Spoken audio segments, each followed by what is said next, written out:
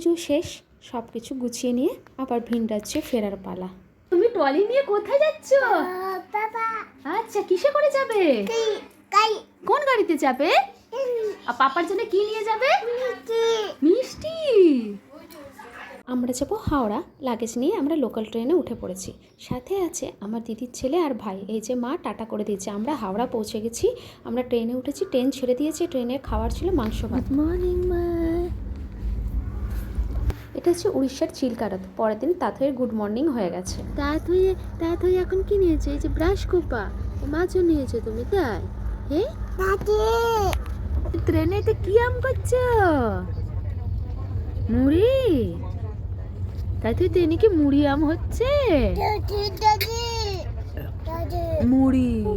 মামে ট্রেনে বেশ ভালোই ঘুমিয়েছি। তাঁতই জানেন খুব খুশি ট্রেনে উঠে। সে তো ভাবছে যে ও নিজের ঘর। কোথায় যাচ্ছ? কোথায় যাচ্ছ? হ্যাঁ কত বলবি না? কেন, কি হয়েছে? তাহলে একটা সিঙ্গিং করো। তোমার সুন্দর মুখটা দেখিয়ে দাও, খুব সুন্দর। কি করবে, তাতেই তো মুড়ি খেতে খুব ভালোবাসে। সেই ট্রেনের জন্য ওর জন্য মুড়ি এনেছি। সে মুড়ি নিজেও খায় আর লায়নকেও খাওয়ায়। সে এখন পড়তে ব্যস্ত, আর ট্রেনটা তো ভেবেই নিয়েছে ওর, বেশ ওর মতো করে খাচ্ছে। ওর লায়নও খাচ্ছে আর ভারী খুশি জানেন। তাতেইকে নিয়ে ট্রেনে কিন্তু কোনো সমস্যা হয় না, বেশ ভালোই হয়।